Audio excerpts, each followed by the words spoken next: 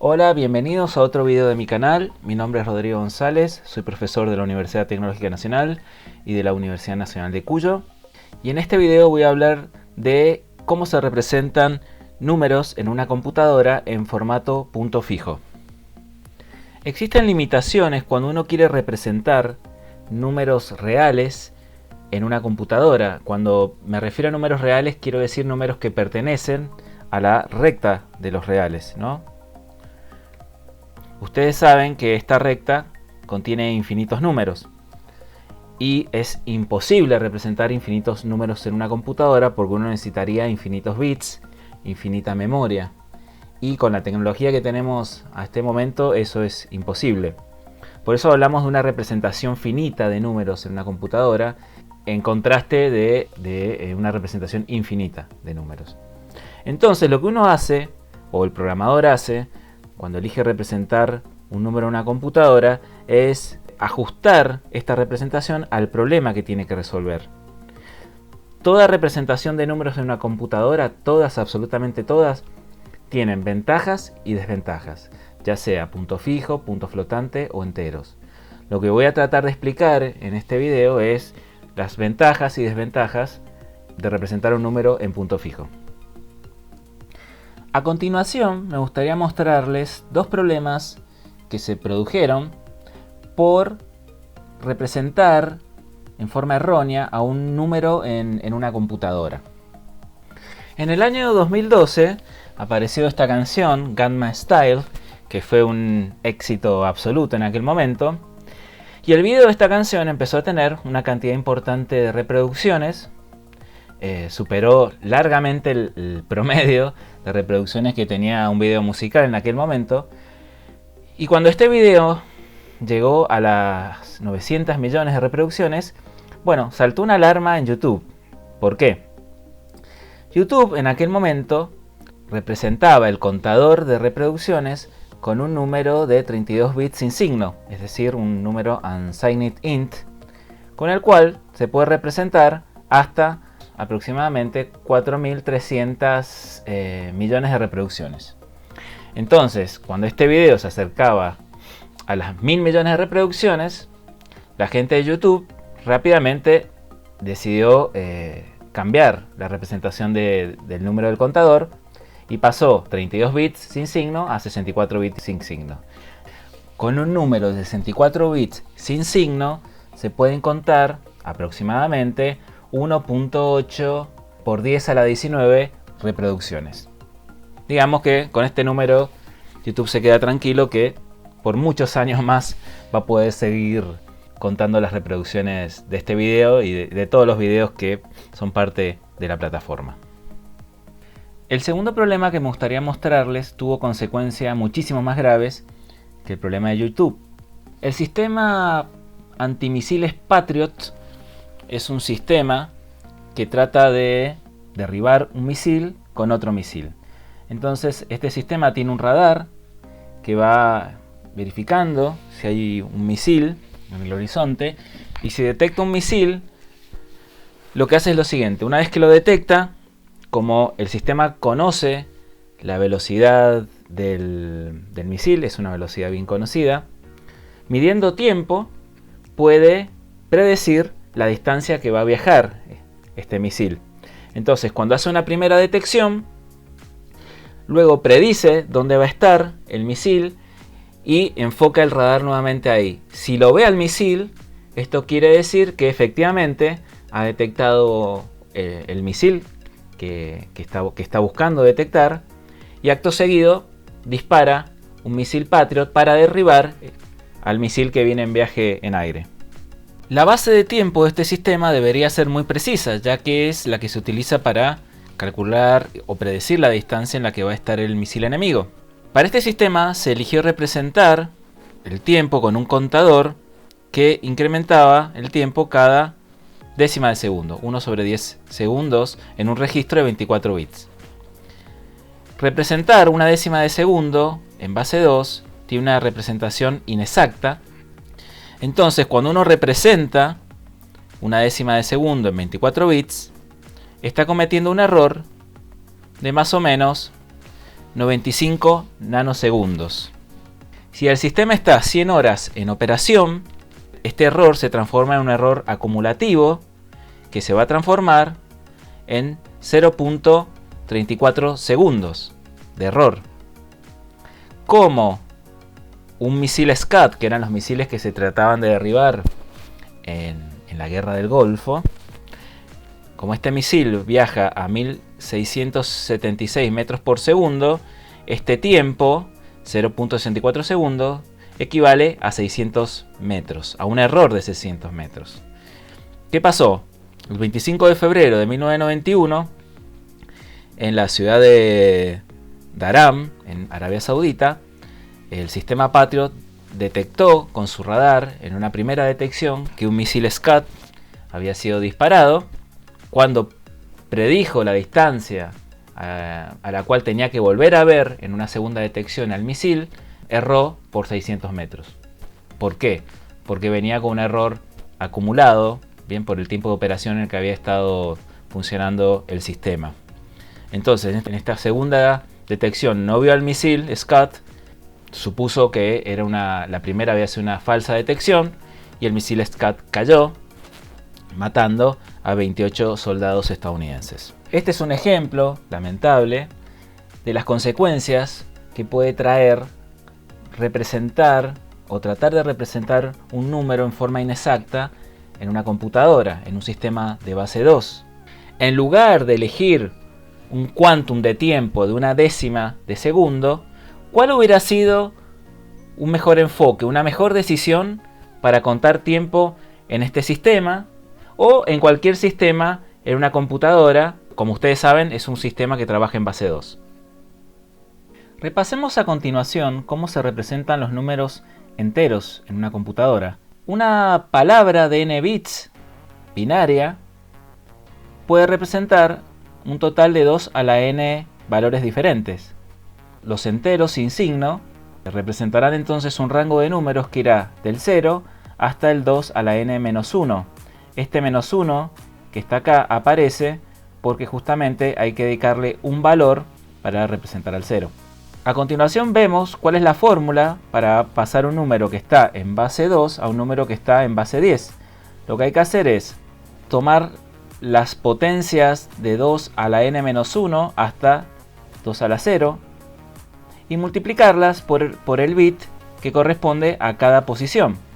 De esta forma pasamos de una representación binaria a un número en base 10. Típicamente en una computadora los números se representan en complemento a 2. ¿Qué es esto de complemento a 2? Es otra forma de representar un número entero en una computadora. Esta convención es la que se utiliza típicamente en todas las computadoras. ¿Y por qué se utiliza? Bueno, por cuestiones de eficiencia de hardware. ¿Por qué? Porque cuando uno opera con números representados en complemento a 2, puede usar un sumador tanto para sumar como para restar.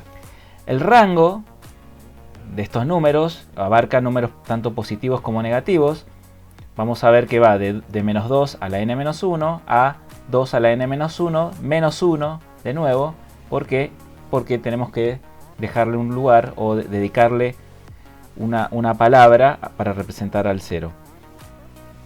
¿Cómo se hace para pasar un número complemento a 2 a base 10? Bueno, utilizamos esta fórmula que vemos acá, en la cual, fíjense que este primer número, el bit que ocupa la posición n a la menos 1, es negativo. ¿Qué quiere decir? Que si este número, por ejemplo, pensemos que estamos un número de 8 bits, entonces si este número vale 1, esto va a ser menos 1 elevado a 2 a la 7, es decir, 127. Quiere decir que este número va a representar menos 127. Si este número es 0, esto va a representar 0 o menos 0 por 2 a la 7, es decir, que esto va a representar 0. ¿Qué nos está diciendo esta representación? Que todos los números que empiecen con 1 en complemento a 2 son negativos. Esto lo podemos observar en esta tabla. Fíjense que esta tabla, bueno, representamos un patrón de bits, números unsigned, entero sin signo y complemento a 2. Si nos centramos en esta parte de la tabla, vamos a ver que todos los números que vienen hasta acá empiezan con 0 y representan números positivos, pero a partir de esta parte vemos que todos los números que empiezan con 1 van a representar un número positivo para los números unsigned enteros y números negativos para los números complemento a 2. Finalmente veamos cómo se representan estos números en el lenguaje de programación C. Un número de 8 bits entero se representa con chart. Otra forma también muy utilizada es representarlos con este tipo de formato, que es bastante estándar, que nos da una mejor idea, digamos, de cuántos bits estamos dedicando a la variable que queremos crear. ¿Esto por qué se hace habitualmente? Bueno, porque hay veces que la representación de números, este tipo de representación que vemos acá, cambia dependiendo del compilador que estemos usando. Entonces nosotros tendríamos que leer el manual del compilador y ver ese compilador cuántos bits le dedican a char, cuántos bits le dedica a una definición de short o una definición de int. Con esta representación, en cambio, esta que vemos acá, int 8t, int 16t o int 32t, digamos, hay menos dudas de cuántos bits estamos dedicando para representar una variable en C. Veamos a continuación cómo se representa un número real en formato punto fijo en una computadora. Vamos a ver que para representar un número en formato punto fijo vamos a utilizar una palabra de n bits, n mayúscula bits, de los cuales vamos a tomar m bits para representar la parte entera de este número. Vamos a tomar n minúscula bits para representar la parte fraccional y vamos a considerar un bit extra que va a determinar el signo de este número, si es positivo o negativo. Vamos a ver que un número en punto fijo es una generalización de representar un número como entero. Para representar un número en punto fijo vamos a también considerar las potencias negativas en base 2. Por ejemplo, vamos a partir de 2 a la menos 1, 2 a la menos 2 y así sucesivamente. En esta fórmula vemos cómo podemos pasar un número en punto fijo a un número real en base 10, donde este primer bit determina el signo, esta primera sumatoria determina la parte entera del numeral con potencias positivas de 2 y esta segunda sumatoria representa la parte decimal del número con potencias negativas de 2. Veamos a continuación este ejemplo que tenemos en esta figura. Es un número de 8 bits en los cuales vamos a dedicar 4 bits para la parte decimal, 3 bits para la parte entera y 1 bit para el signo. Fíjense cómo están representadas las potencias negativas de 2, donde este primer bit representa 2 a la menos 1, este 2 a la menos 2, este 2 a la menos 3 y finalmente el último bit 2 a la menos 4. Y por el lado de la parte entera tenemos este primer bit que representa 2 a la 0, 2 a la 1, 2 a la 2 y este último bit representa el bit de signo. Fíjense que si el bit de signo es 1, es un número negativo y si el bit de signo es 0, corresponde a un número positivo. ¿Por qué el nombre de punto fijo? El nombre surge en contraposición con el formato punto flotante que veremos en otro video, donde justamente en punto flotante podemos considerar como si este punto o la cantidad de bits que dedicamos a la parte fraccional va cambiando. En cambio, cuando un programador determina cuántos bits va a dedicar a la parte decimal, bueno, este punto queda fijo, generalmente no se modifica. Cuando se eligen la cantidad de bits para la parte entera y la cantidad de bits para la parte decimal, quedan definidas a su vez dos variables que definen el rango de presentación que nosotros hemos determinado como programadores. Estos dos valores son la precisión y el rango. La precisión se define como 2 a la menos n. donde n es la cantidad de bits para los decimales. Supongamos que n es igual a 1. ¿Esto qué quiere decir? Que la precisión es igual a 0,5. Los números que nosotros podemos representar con esta precisión, por ejemplo, van a ir de 1 a 1,5, 2, 2,5, 3, 3,5, etc. ¿Qué nos está diciendo esto? La precisión. Nos está diciendo que, por ejemplo, entre 1 y 1,5 no hay una representación posible. Es decir, que el mínimo número que nosotros podemos representar va a ir en pasos de 0,5. Por otro lado, el rango, es decir, la extensión de números que podemos representar, está determinado por m y por n, donde m es la cantidad de bits que vamos a dedicar a la parte entera. Entonces el rango va a ir desde números negativos de menos 2 a la m hasta números positivos determinados por 2 a la m menos la precisión. Ahora, pensemos qué pasa si n es igual a 0. Si n es igual a 0, quiere decir que nuestro número en punto fijo no va a tener parte decimal. Y si un número no tiene parte decimal, es un número entero. ¿Qué quiere decir esto? Que bueno, que los números enteros que hemos definido en la filmina anterior son un caso particular de la representación de números en punto fijo. Si n vale 0, ¿cuánto vale la precisión? Y la precisión vale 1, que es la precisión que yo tengo justamente cuando represento números enteros. ¿Por qué? Y porque los números que puedo representar son 1, 2, 3, 4, 5, 6, etc. Y la diferencia que hay entre estos posibles números en formato entero es 1, que es la precisión. La notación Q es una forma de expresar rápidamente cuántos bits pertenecen a la parte entera y cuántos bits pertenecen a la parte decimal cuando estamos representando un número en formato punto fijo.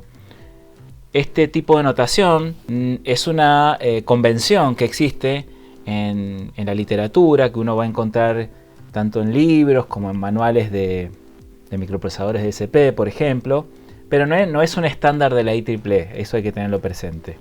Veamos algunos ejemplos de notación Q. Por ejemplo, en la notación Q15 o Q015 nos está diciendo que este es un número de 16 bits. ¿Por qué? Porque tenemos 15 bits para representar el número más el bit de signo. Y este número tiene 0 bits para la parte entera y 15 bits para la parte decimal.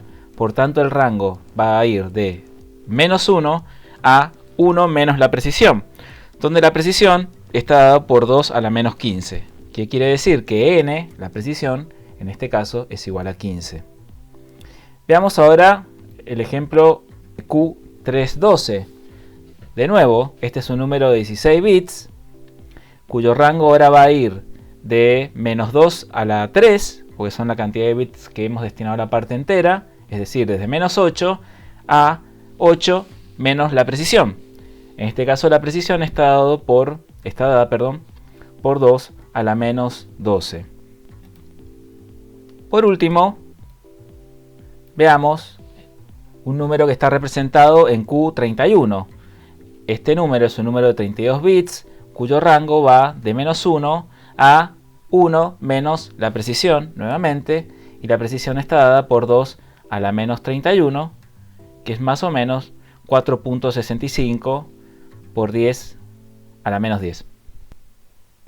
Veamos ahora cómo podemos hacer la conversión de un número real a un número en formato punto fijo y viceversa. Primero veamos un par de definiciones.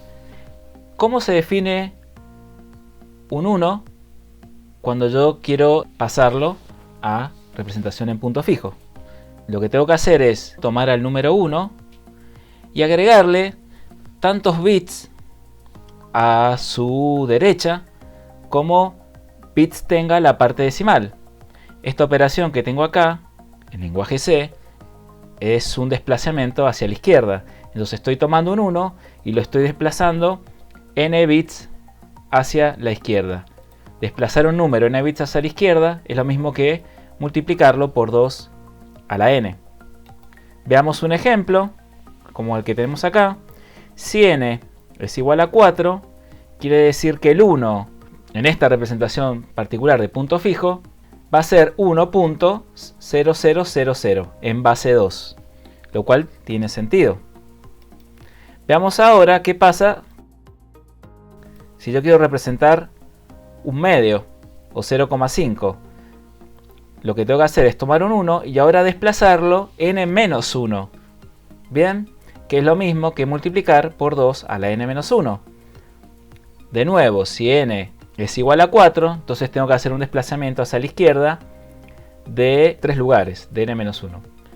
Y este es el número que obtendría, 0.1000 en base 2. ¿Cómo hacemos entonces para pasar un número que está en formato punto flotante en una computadora, que vamos a considerar, abriendo comillas, que es lo más cercano que vamos a tener a un número en formato real, pasarlo a un formato en punto fijo? Para hacer esto tenemos que utilizar alguna de estas dos expresiones. Estas expresiones son equivalentes. Tenemos que tomar nuestro número en punto flotante y multiplicarlo por 1 desplazado n lugares hacia la izquierda.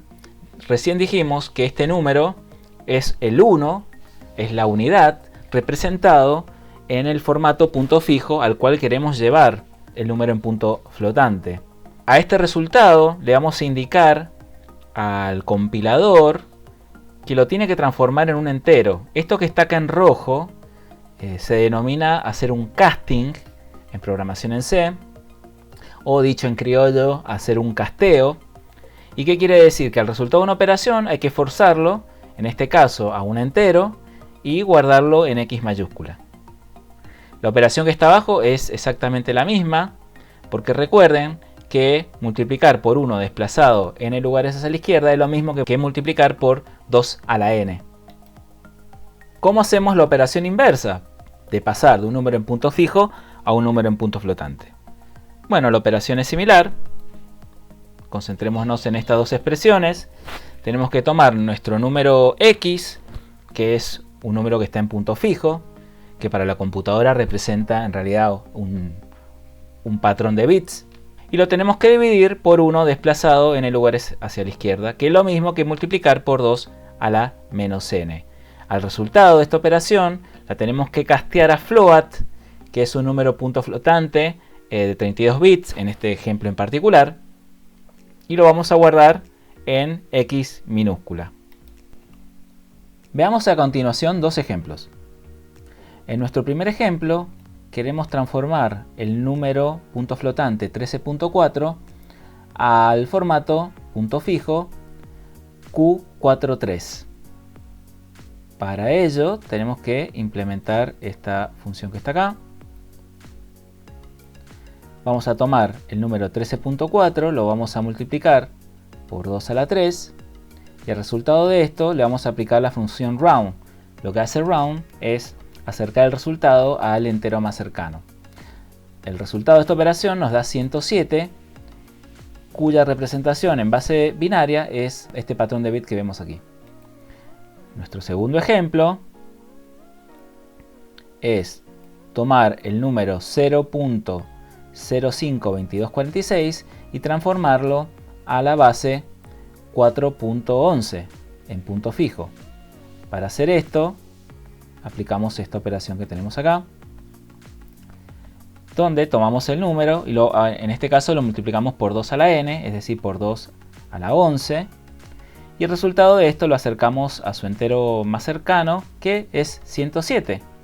¿Por qué les muestro estos dos ejemplos? Fíjense, nosotros tenemos dos números totalmente diferentes, 13.4 y 0.052246, que tienen la misma representación dentro de la computadora, es decir, que valen los dos en la computadora 107, que es un entero, pero que para el programador, según la base que elige o el formato en punto fijo que está eligiendo, tienen diferentes significados, valen diferente. Es decir, que un número que tiene la misma representación en una computadora, en este caso 107 entero, tiene diferentes valores según el formato punto fijo que el programador esté eligiendo. ¿Qué es el factor de escala? Como vimos anteriormente, una computadora, o en particular su ALU, su unidad aritmética lógica, no distingue si está operando números en formato entero o en formato punto fijo. Entonces, solo el programador sabe con qué tipo de formato está operando la CPU. ¿Por qué? Porque el programador no tiene forma de indicarle a una computadora si una variable está representada en formato punto fijo o en formato entero, int.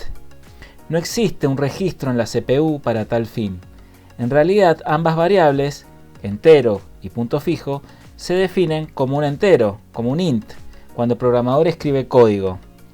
De esta diferencia nace el concepto de factor de escala, y se dice que el factor de escala solo está en la cabeza del programador. ¿Por qué? De nuevo, la ALU de una computadora solo opera con números enteros. Entonces podemos considerar que un número en punto fijo es un entero multiplicado por un factor de escala. Si utilizamos notación Q, el factor de escala es la precisión, es decir, 2 a la menos n. Pero de hecho, el factor de escala puede ser un número arbitrario, no precisamente un número potencia de 2.